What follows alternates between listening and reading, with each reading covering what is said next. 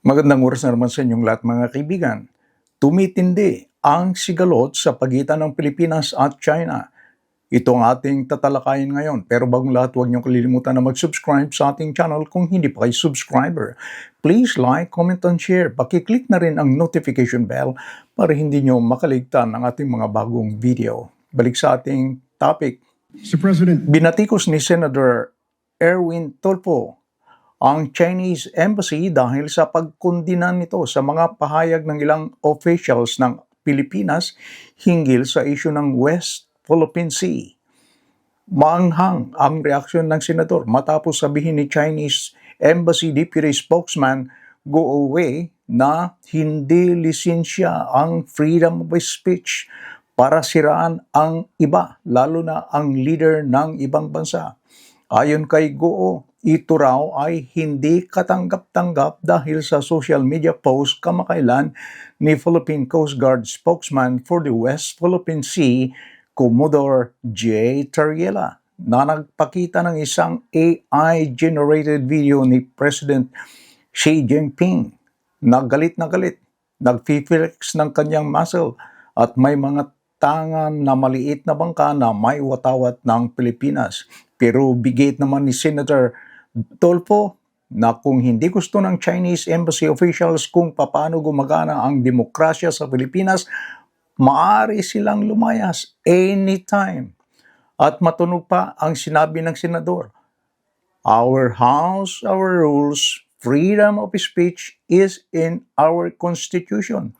Sinabi pa niya na walang freedom of speech sa China dahil ang mga kritiko ikinukulong, ang media pinatatahimik at ang opinyon ay kinokontrol doon. At ang kanyang payo sa mga Chinese officials na nasa Pilipinas, if you want respect from Filipinos, then respect our constitution, respect our officials, respect our freedom of speech, and respect the simple truth that this is not your country. I rise today in defense of dignity, our national dignity. Spokesperson of the Chinese Embassy recently lectured Filipinos and worse, Philippine officials on the limits of freedom of speech. We are told that criticizing a foreign head of state is completely unacceptable. Well, let me say this then, Mr. President. If you do not like how democracy works in this country, then you are free to leave the Philippines. Get the out. Mr. President, kung hindi nila gusto kung paano gumagana ang demokrasya sa ating bansa, malinaw po ang sagot. Layas. This is our house. Hindi sila ang boss natin at tayo ay mga tau-tauhan lang nila. To the Chinese embassy officials, you do not have the moral authority to lecture Filipinos about freedom of speech. Because freedom of speech does not exist in your country. It is not practiced. It is not protected. It is punished. So do not export censorship to a nation that fought, bled, and died to be free. Sa pahayag ni Senator Erwin Tulfo, marami sa ating mga kababayan ang sumusuporta sa senador. Pinuri nila ang senador sa kanyang matapang at diretsahan na paninindigan. Matindi ang sinabi niyang our house, our rules, at mabigat din ang sinabing wala kayong karapatan na sitahin ang mga opisyal namin sa mga pahayag nila hinggil sa pagkamkam ninyo sa aming teritoryo. Ayon naman sa ilan na ating mga kababayan, ganito raw ang kailangan ng ating bansa, lumalaban lalo na kung tayo ay binabastos. Pero may mga nag-aalinlangan din, baka may masamang epekto sa ganitong sobrang batiko sa China.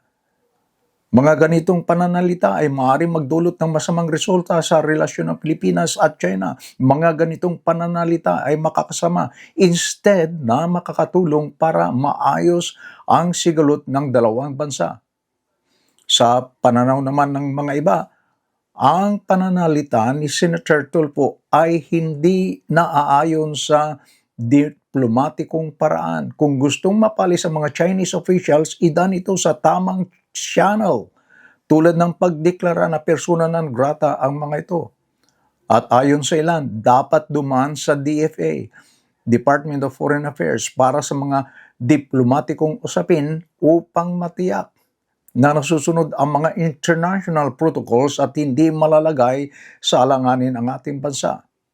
At may mga nagdududa rin na ang ganitong mga pahayag ay isa lamang drama para sa mga darating na eleksyon.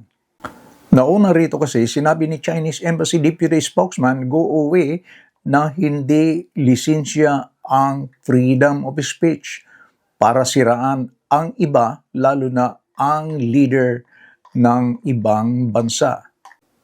Kaya ang sagot naman ni Senator Tulfo, kung hindi gusto ng Chinese Embassy officials kung papaano gumagana ang demokrasya sa Pilipinas, maaari silang lumayas anytime.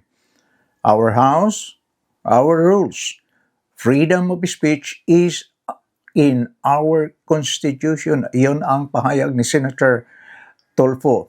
If you want respect from the Filipinos, then respect our Constitution, respect our officials, respect our freedom of speech, and respect the simple truth that this is not your country. Mga kaibigan, nag-privilege speech naman si Senator Risa Hontiveros at kanyang pinuna ang Chinese Embassy sa pag-target sa mga opisyal na Pilipino, kabilang ang kanyang sarili, si Commodore J. Terriela ng Philippine Coast Guard at Senator Kiko Pangilinan.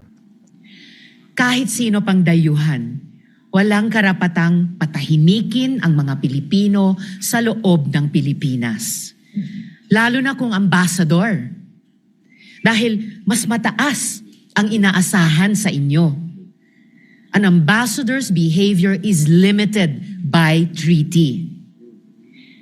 Even the Chinese Foreign Ministry spokesperson, Guo Jiakun, threatened Philippine officials on our very own soil, warning that they will pay a price for their words. The embassy has clearly violated Article 41 of the Vienna Convention on Diplomatic Relations. Kaugnay nito, 15 na senador ang nagkaisa sa isang resolution na kumukondina sa mga officials ng Chinese Embassy sa pag-question sa mga official ng Pilipinas sa issue ng West Philippine Sea. Ang mga 15 senators ay mula sa majority at minority bloc ng Senate.